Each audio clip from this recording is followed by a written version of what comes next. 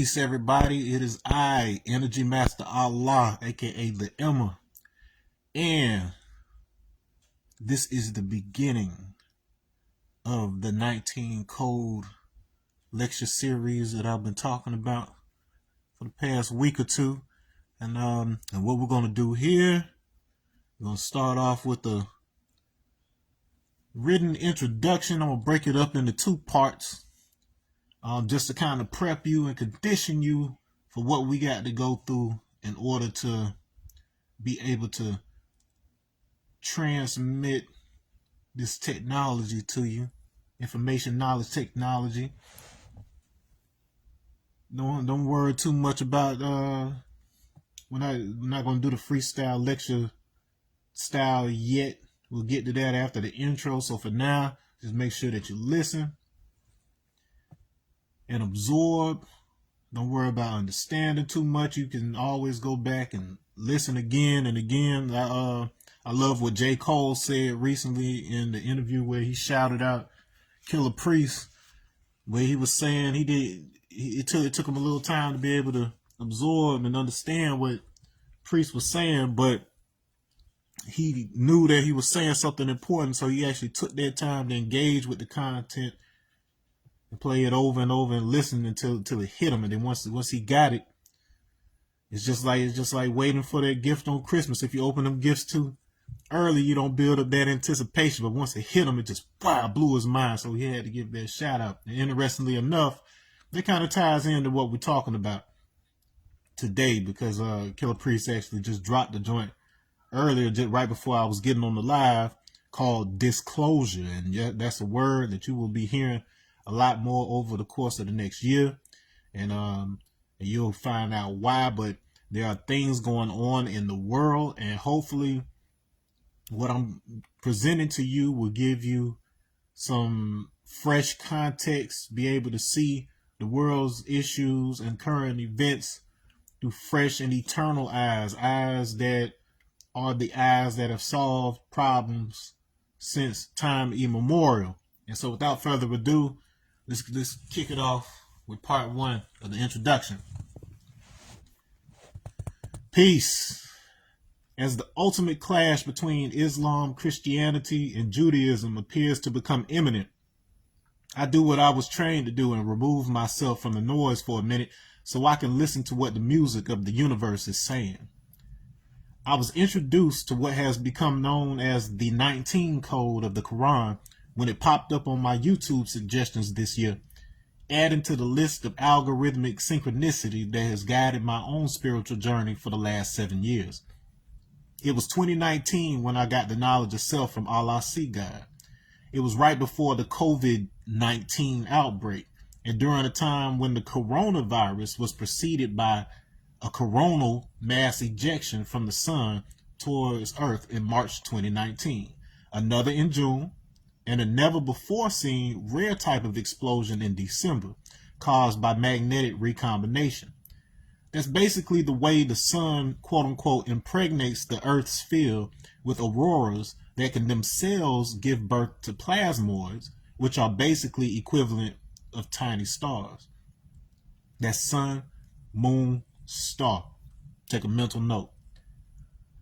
The discovery of the 19 Code is mostly attributed to Egyptian-American biochemist Rashid Khalifa.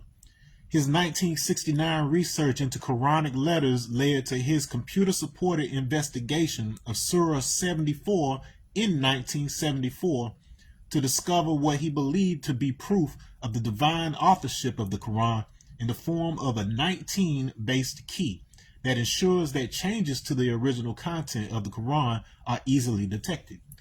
While his claim was controversial, it wasn't until he later claimed to be a messenger chosen by Allah that he created the greatest tension, culminating in his assassination in 1990. The emphasis surrounding the key of 19 reminded me of popular social media personality 19 Keys and made me curious about his name. I learned that it simultaneously refers to a lesson on the number 19 as a mathematical code taught by Master Fard Muhammad in the 1930s, predating Khalifa by almost 40 years. The teaching also refers to the 17 million of the original nation in the wilderness of North America and 2 million Indians, for a total of 19 million. By using the supreme mathematics and supreme alphabet as formulated in 1964 by the father, the Honorable Clarence Edward Smith, and understanding the Judeo-Arabic Meru matrix decoded by Stan Tenen following his 1968 epiphany regarding the conflict between Israel and Palestine, I was able to illuminate a framework that suggests that the Quran,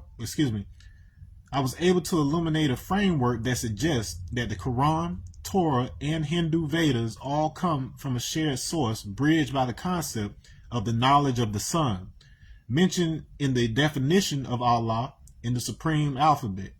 That definition describes Allah as the supreme being, the Asiatic man from Asia, God of the universe, Lord of all the worlds from the highest to the lowest, original man, giver and taker of life, the foundation of all life, father of all reality and knowledge of the sun.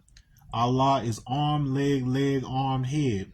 5 times 72 equals 360, showing the power of God's wisdom. Now, while this is a bold and empowering statement, to accept it blindly without a clear understanding leads to misunderstanding, which is the gateway for hatred. Love and understanding are one and not two separate qualities. And peace is supreme understanding for the benefit of the whole, not some, but the sum. If we lack peace, then there is a hole in our understanding that must be made whole. What is the role of 19? I discovered, to my surprise, that the concept of the knowledge of the sun intersects with the recent disclosure efforts made by the Hozumi clan of Japan's royal shamanic line. Hozumi itself translates to pile of grain, a description also used for the Great Pyramid. And the character for grain can also mean clarify or purify. The granary is a central concept in the Dogon tribe's mystery school teachings in Mali. While the similar sounding word dragon originally comes from the Greek derkamai, meaning I see clearly. Given the water serpent imagery of the Dogon's Nomo, I've often contemplated whether this was the very seed that influenced both the dragon reverence in Asia and the dichotomy between the cursed serpent of Eden and the brazen serpent to which Jesus compares himself. Two serpents locked in an eternal spiral, like the weaving path of a binary star around its galactic sun. My own family took on the name Wind Clan for the clarity this element brings to the subject of invisible influences. It is derived from our last name, Wyndham, and based on our own interest in martial arts and Japanese manga and anime. According to Shindo Hozumi, our favorite series, Naruto, on which we largely themed our underground hip-hop group, Wind Clan Ninjas, was part of a larger effort by the Yatagarasu, or Three-Legged Crow, secret society to disclose or clarify the secrets of the world and bring about peace by weaving together their knowledge into popular Japanese media. He is one of the first to not only claim that his family has the Ark of the Covenant hidden safely in their possession, but also that the objects contained therein are only a representation of the true knowledge, the universal symbolic keys of the quote-unquote tribe of Christ. This confirmed for me that our encounters and collaborations with George Clinton of Parliament Funkadelic and Wu-Tang Clan were not coincidence, but a path guided by the math provided to us by RZA since we were kids, and the early releases of Naruto chapters in Japan that I used to predict human behavior and quickly and quietly navigate the music industry. It has been brought to my attention by a number of consistent sources that in the spirit of transparency, 2026 has been designated for measured disclosure to test the waters for a larger disclosure event in 2027.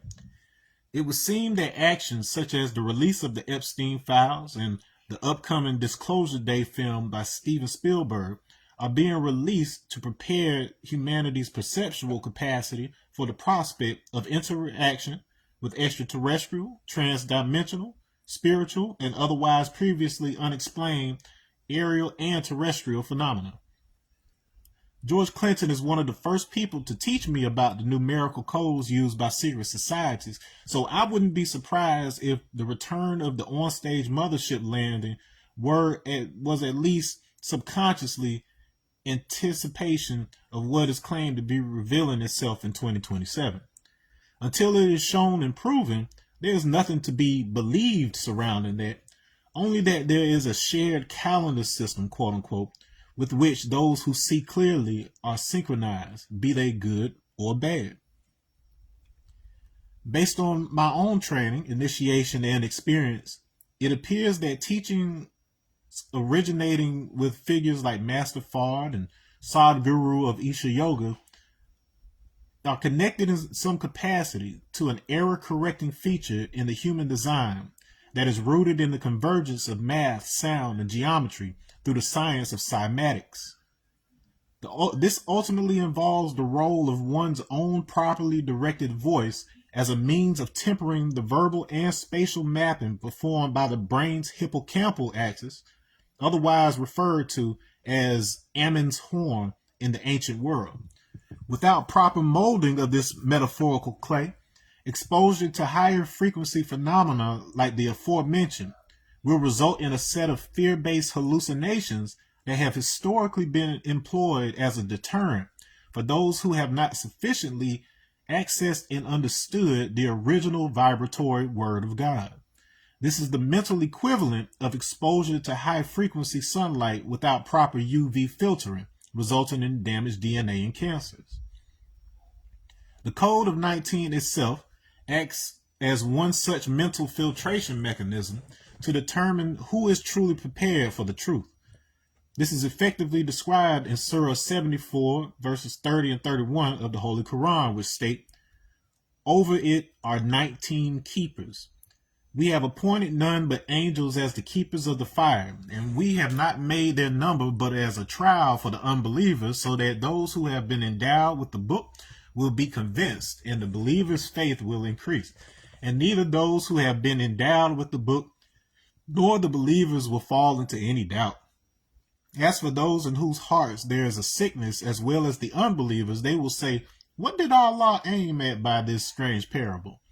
Thus does Allah let whomsoever he pleases to go astray, and directs whomsoever he pleases to the right way.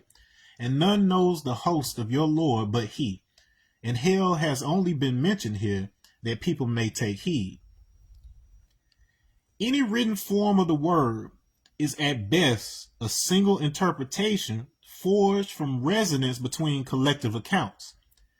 This should only ever be done not in the spirit of this thing we have written is the truth, but that it is a reliable means for one to resonate with the vibratory information written inside each of us by the one hand, as described in Jeremiah 31:33 of the Holy Bible. "But this shall be the covenant that I will make with the house of Israel. After those days, saith the Yahweh, I will put my law in their inward parts, and write it in their hearts, and will be their Elohim, and they shall be my people." Because of what has been written on paper, the world is in peril because it has mistaken the modern day physical Israel as the holder of a physical covenant, rather than assessing what is written on the hearts of people to identify what is meant by Israel. The name can mean to become great, prince-like, or mean to wrestle, struggle with, or overcome God, or it can refer to the aspect of God that performs those functions of wrestling or becoming great. However, that root can also mean to let loose, to sing, a guardian angel. There is a song written in your heart that is sung by the personal drop of God's essence, embodied as a functional aspect of your soul, that acts as an interface for you to clearly understand the specific aspect of God that you are and what duty you have agreed to perform. This concept is preserved just as much in the naming tradition of the 5% nation as it is in the ancient concept of Akaraka and Igbo Odinala. The ultimate aim of the 19 Code lecture series is not necessarily to teach aspects of the mainstream discourse on the subject that you can find anywhere, but to provide the tools necessary to integrate your collective knowledge before engaging with the technology of scripture and advanced spiritual teachings. Our heart is more than the physical organ and is understood metaphysically to be your central concept, the complete picture you and others have of yourself as a result of how the notes of your life come together to play the single song of you. A consistent theme throughout the stories of the ancient world isn't the condemnation of knowledge, but the consequences and intentional weaponization of gifting people knowledge too soon, before they've had the necessary time and guidance to shape harmonious and complete perceptual abilities necessary to interpret a higher level of spiritual knowledge. The Garden of Eden was the equivalent of the cool kid on the block teaching a couple of 5-year-olds about sex, despite their parents wanting to wait until their bodies and minds were mature before disrupting their innocence. The cool kid is more enticing because he gives you what you want when you want. Meanwhile, if the parents say that you can't open your gift until Christmas, all you'll hear is can't open your gift. Opening your gift while the largest number of people are also opening their gift isn't about conforming. It just works better when two people who were given a different gift realize that Johnny's new basketball complements Susie's new basketball goal, and because both are out of school, they'll have more time to play. There are more people than Adam and Eve in trouble right now for eating fruit before it's ripe. Okay, so that's part one. I'm gonna just let you digest that for a little bit, and I'll be back. I will be recording these live as I can. You know, I'm a man that's in high demand, and so I'll just do them when I can, and I will repost them on my YouTube channel at Energy Masta in a staggered, more scheduled type of order. But then this is just so it could get out there, because we got a lot of work to do in 2026 in order to make sure we all got the correct mental framework that's going to be necessary to process some of the more challenging things that are coming down the pipeline. So on that note, I'm going to say peace. I'm going to go ahead and stop this one right here short, and I'll be back in a little bit. Peace.